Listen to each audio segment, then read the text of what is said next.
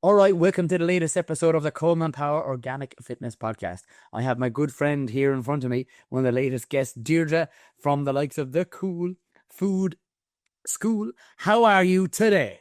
I'm Brian Coleman. How are you? I'm very good. The sun is out here in Waterford. Thanks be to God. I'm sending it up to wherever exactly you are at this moment in time. Yeah, I'm in Greystones in County Wicklow, and yeah, it's a much brighter day than it was yesterday. Let's take that because we can't literally change the weather, and by God, when we have any bit of sun, we're delighted to get it. Yeah, absolutely. Yeah.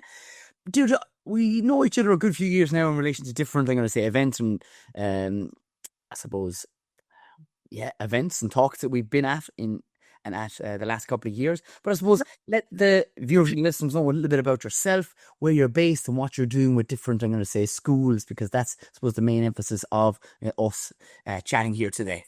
Yeah. Yeah, and thanks a million for having me on, Coleman. And yes, we've met lots of times at different events and wandering around Greystones. So I'll say no more about that. You can stay with me, like. Yeah, so I run a little business called the Cool Food School. I teach children food education and sensory food education under the guise of cooking because nobody knows what food education is basically. Um, so I go into schools, I work at a lot of events, and that's where I meet you on every time I go somewhere. You're there, Coleman. Um, this is true. Um, everywhere. I work in libraries, and what I do is I, my goal is to make food fun for kids so that, um, they're going home and they're saying, "Oh my God, this lady came in today and she was showing, we were playing this game with tomatoes, or, she was calling carrots ticklers. Like, can we buy some ticklers? Or can we taste some different apples? We did an apple taste test today. Can we taste some different apples?"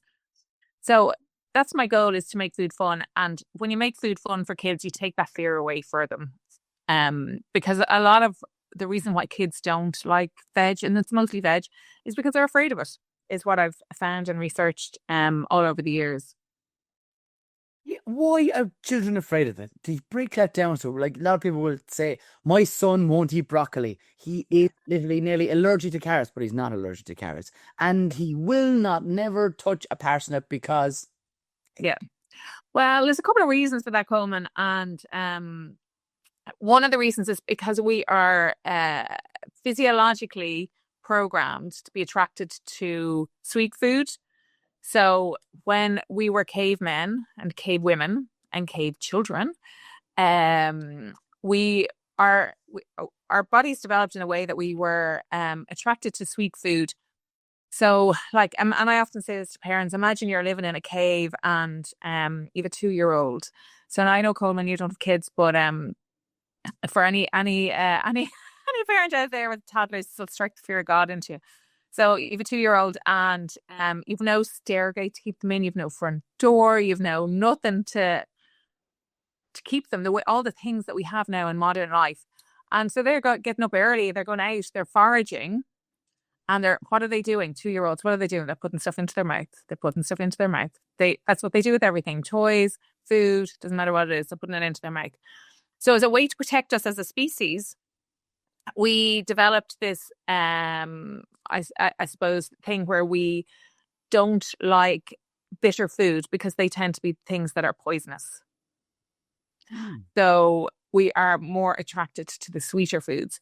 And that is still true today. Like, that is still a physiological thing in us today, is that we are drawn to sweet foods. So when people say, oh, they'll eat, all the cakes and buns, but they won't eat their broccoli, that's part of the reason why.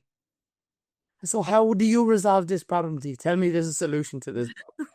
How do you resolve it? Well, there's a couple of things, and I think parents kind of freak out a bit because they know that they really want their kids to eat the broccoli.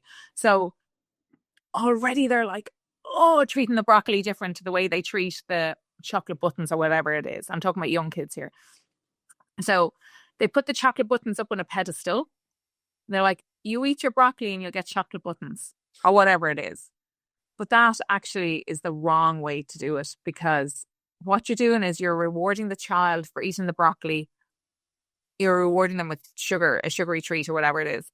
And that just research shows that just teaches the child to like the sugary treat more and the broccoli less. So I say to parents, don't threaten, don't cajole, don't bribe. We're in this for the long game. This is not a short fix. There's no short fixes here. There's no short fixes with kids. End of story. Um, so what you need to do, and what I would recommend parents to do, is to keep exposing them to the foods you want them to eat. Keep putting broccoli on the table. Keep getting them involved in food. So like what you do, growing is amazing. And then what I do is the cooking bit. They're both really great exposures to the foods that we want our kids to eat. But we have to keep giving them to our kids. It's like marketing. It's like marketing. And eventually, over time, they kind of go, well, I'll have more broccoli. Is that what's going to happen? Well, that's what you would hope. Like they say that a child needs to taste a new food anything between 7 and 1,000 times. Like that's far really extreme. 2007. What a great number. I will not forget it. Yeah. But as parents, we give up after about 3 attempts. So like we give Johnny broccoli, he doesn't like it. We give him broccoli again, doesn't like it. We give him broccoli again, doesn't like it. Oh, he doesn't. Oh, well, that's it. Johnny doesn't eat broccoli. So then, therefore, Johnny's never going to get an opportunity to eat broccoli because now we've decided that he doesn't like it. Because we're afraid to give it to him because we know he might reject it. But if we give it to him in really small quantities and mix it into foods, like it doesn't have to be raw broccoli sitting on his plate, you know? Because to be honest, that's not great. Broccoli doesn't really do it for me either. No. Yeah. Even just cooked or just steamed. And actually, on that point, what way would you doll up broccoli? Tell me you have a couple of tricks up your sleeve to hide it in a casserole or some which way or a smoothie. What would we do? Yes. Now, hiding food, Coleman. No, we can't do that either. Oh, I'm running about right now. Can't hide it. Holy God. Right. I'll have to get out to my water. We're chopping up onions and hiding them and dicing them in mince. When you hide the vegetables, right? All you're not educating your child about the food that they're eating. So if you keep hiding the vegetables in a sauce, and I know lots of parents do it because they just want their kids to eat the veg, and I know that, and I get it. I have 3 kids, and I understand it's hard. But again, you're not teaching them to like the broccoli for the broccoli's sake. And you're not teaching them about their food. So everything is pureed into a sauce. You're not teaching them anything. At least if they can see some of the broccoli, they can pick it out and they can go, oh, I don't like that. And put it to one side. But they know what's in their food. It's like all this stuff about ingredients at the moment. We don't know. People don't know what's in our food. It's really important for us to know what's in our food. And our children also need to know what's in their food. So if you never expose them to broccoli because you've always blended it into something, then they're never going to know if they like it. Right. So back to I'm just trying to come up with what we're proposing. We're proposing to put in front of Johnny or Mary or Sally or Jacqueline, the broccoli until over 2,000 times until they kind of will get used to it. They're surrounding it and touch it and eat it. Is that what we're going? Like an exposure. When I talk about exposure, like it can be lots of different things. So like growing their own broccoli. And I'm going to use broccoli as an example here because it's often a vegetable that children won't eat. So like growing it, going shopping for it, playing with it. So like I would say to parents when their kids have toy kitchens, don't give them plastic fruit and vegetables. Give them the real stuff. Cut a bit off your broccoli. I mean, don't maybe give them the whole head, but cut a bit off your broccoli. Normalize it for them. Because otherwise they're not going to have access to fresh fruit and vegetables and fresh food. It's all plastic. It's in books. They're not touching it and feeling it. Allow them to experiment with it. So like, we're talking about between 7 and 1,000. So what I would say to parents is like, okay, put a little bit of broccoli on their plate. Put it on the table first. Normalize it being on the table. Then when they accept that, you put it on their plate. then you see, we're in it for the long game. It's no short fixes here. And then when they accept that, maybe encourage them to smell it. So that's a lot of what I do in my classes is touching, feeling, smelling. Then you can get them to lick it. And then have a little taste. If they don't like it, spit it out. But you're building all the time. I'm only asking this as someone who is going to go into the realm in the future, I'm sure, of getting more kids to eat any type of vegetable. Is applying something that would have different, I'm going to say, flavors to it, such as the broccoli it's still there with cheese on top of it? Are we allowed to put? Absolutely. Amazing. Great. I'm right. Thank God. Why shouldn't they be delicious? Of course. Of course. Make them as delicious. And that's it. Serve it in as many different ways as you can think of. And I'm not saying don't put it into a soup or something where it'll be blended. Of course, put it into a soup. But don't only blend it. Serve it in lots and lots and lots of different ways. And of course, make it delicious. Yeah, absolutely. And, put a little bit of honey on your carrots or, there's so many gorgeous ways to serve vegetables. Yes, absolutely. Like why would we expect our children to eat raw broccoli that's really not very tasty when you can roast it or steam it or, stir fry it or whatever? Yeah, absolutely. Love it. Tell us, kind of break us down one of the either day or courses that you would typically do with children or school. And I've seen some of your demos at even very recently up in Meath. But do you maybe further explain for the listeners of one of the activities that you do with the children to encourage, I suppose, them to cook a little bit of this healthy foods at home themselves? Yeah, it's certainly rubbish. So, if I was going into a school, I would work with as many classes as I could in a school. So 5 or 6 classes. I can take a full class at a time. And we make a very simple recipe. So one of the recipes I would make a lot in schools, because not all recipes are going to suit a school setting. As you know, because you've got 30 kids in a class, you can't start making a stew with 30 kids. It's just not possible. But I do a tomato bruschetta. Is one of the things I do with kids a lot, but it's not just sitting down there giving them tomatoes, getting them to chop them up or whatever. It's we go on a journey to discover what tomatoes are like. So I pretend to be an alien. We go on a rocket ship. I pretend to be an alien. You've seen me do this, and then then I'm an alien, and I'm saying to them, explain to me what a tomato is, and they'll say, oh, it's red and round. And I pull out of my box, I'll pull out a pepper and then I'll pull out an apple and they're going, no. And then eventually I'll pull out lots of different shapes and sizes and colors of tomatoes. And then eventually I'll pull out a tomato. And my goal with that is to teach them a bit about diversity in food, that not all tomatoes are red and round, and that tomatoes can be lots of different colors. So that's my first goal with that. And then this is so simple, and parents can do this at home. I spend about 4 or 5 minutes cutting open the tomatoes and getting the kids to guess the colour of the tomato on the inside. And I'm always saying to them, I'm looking for a blue tomato, which of course doesn't exist. But and they're shouting out the colour they think it is, and I'm shouting for blue, and it's so simple, but it's so effective. So by the time they get their own tomatoes to cut them, they are so excited to see, did they get a blue tomato, or what colour is their tomato going to be on the inside? And then they're not afraid of cutting it. They're just so excited about cutting it that they're not afraid of cutting it. Because I've had kids, in 6th class who've never cut a tomato before, and they're saying, oh my goodness, there's something coming out of the tomato. I'm like, oh yeah, that's the juice. Yeah, dude, what I love about that is actually getting kids to do things. I wish in school, so coming from someone who found school a bit difficult, it was such a lecturing way of being taught. Like, you're getting them hands-on to hold the tomatoes, to hold the broccoli, to smell the broccoli, to lick it, or whatever else, or chop the fruit or vegetable for that matter.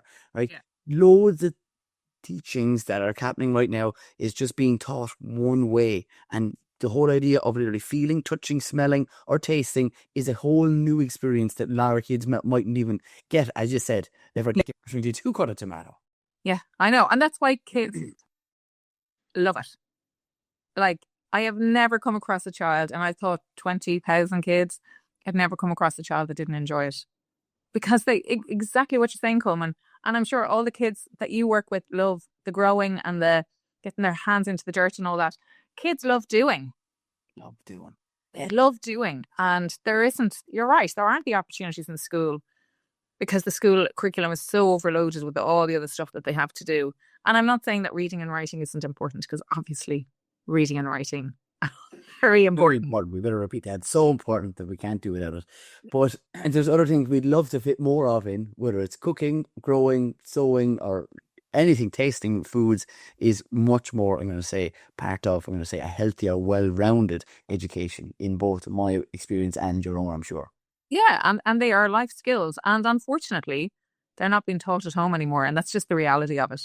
And, you know, parents are under so much pressure to keep a roof over their kids' heads, to cook, have a dinner on the table, that sometimes, and I get this from parents a lot, is to bring their kids into the kitchen and to cook with them is just a step too far. They just don't have the energy for it. They're terrified about the cleaning up afterwards. And I suppose what I would say to that is, yeah, it's going to be messy. There's no doubt about it. It's going to be, but a couple of things. Everything your kids do is messy. So, especially when they're younger, like everything they do, if they play with Lego, if they play with art, painting, if they like, the only things that are not messy is on a screen. So, if you want to get your kids doing things that are not on a screen, it's ultimately going to be messy. Like, even if they're only playing with cars, they're tipping them on the floor, you have to tidy up after them. Um, and two, if you start teaching your children from a young age to be in the kitchen, make simple food, it doesn't have to be anything, gourmet. You are future proofing. First of all, you're future proofing their health because they'll know how to cook for themselves. And also, you are, what's the word? You're paying yourself forward because see, when your child is 3, 4, it's messy and it's hard. But see, when they're 13, 14 and they're making their own breakfast, they're making their own school lunch. These are things that you no longer need to do because your kids know how to do it. Mm. So you're paying yourself forward by teaching your kids when they're younger to do these things. Yeah. Dude, I have a question to ask you. Were you someone to, I'm going to say, have those experiences when you were growing up? Did your mum or dad, or guardian for that matter, show you how to cook? Were you someone to throw the flour all over the countertop? And I'm going to say, learn a little bit of those skills at a younger age yourself? No, I wasn't. Like, I didn't really start cooking until I went to college and I did hotel management. So I would have been in a professional kitchen then. For first and second year, we did a little bit of work in the kitchen, and I would have done a little bit of cooking then. And then we had to cook for ourselves in college because I went to college in Galway. But up to then, I had done very little cooking. Like, my mother was a great cook, is a great cook, and she would have, had the dinner on the table. She would have baked a lot when we were younger as well. I never baked. I bake a little bit now. Baking is not my love. It's more cooking would be my love. But yeah, I'm self-taught. I'd love to learn a little bit more, and I will. Do one of those Ballymaloo courses, when I save up and everything. But no, I wasn't. But I was surrounded by food, by good food, and everything cooked from scratch. So yeah, and my mother still cooks from scratch today, more or less. And my sisters and I would all have an interest in food. And how did you get into it day one, I suppose, is what I'm kind of leaning towards? Because, like, again, I'm someone who didn't ever grow or sow a seed up until the age of when doing my master's at 23 and 24 is when I started properly sowing seeds. Prior to that, all through all lovely college, I'd say I sowed, do you know what I mean, seeds and I didn't sow seeds. That's the truth. Only for literally my master's exam, you had to physically do something. I sowed lettuce because that was the absolute easiest. So up to the age of 24, I didn't sow seed. Yeah, yeah. Yeah, no, I hear you. And I suppose where my love of food originally came from was from college. And we were lucky enough to eat out quite a bit as children, and that was at the time, in the 80s. I'm a lot older than you, Coleman. In the in the 80s, that was quite unusual. But we would have eaten out quite a lot, and sorry, a lot. I mean, like once a week we would have eaten out. Um, and then when I went to college, and I loved all the food bits, and that's where I met people like Jacinta. And yeah, and then I worked in the hotel and restaurant industry for 10 years. So that's where it grew from. And then like I've done various jobs. Like I managed a charity shop for 10 years. So I've had a checkered career. But then when I had my own kids, and I started to see what kids were being fed, and people were saying to me, well, no, you can't give that to kids. You have to give them this. You have to give them that. It's all this dumbed down food. I'm like, what? No. Why don't we just give our kids what we're eating? And then all this like food pouches were very new to the market, and all those little cans and jars of food. I'm like, no. And I just made all my own food for the kids. And then I decided to retrain as a health coach. So my goal as retraining as a health coach is always to work with kids. That's easier and they're more fun. Yeah, I suppose we're at that right stage where they're a sponge and they will take in all the end of the information that you can literally give them in a nutshell. Yeah. I would love for you to give the listeners, all right, 3 tips for people that are struggling right now in relation to their children or individuals that they're looking after with eating fruits or vegetables or just anything healthy. Okay, well, tip number 1 is exposure.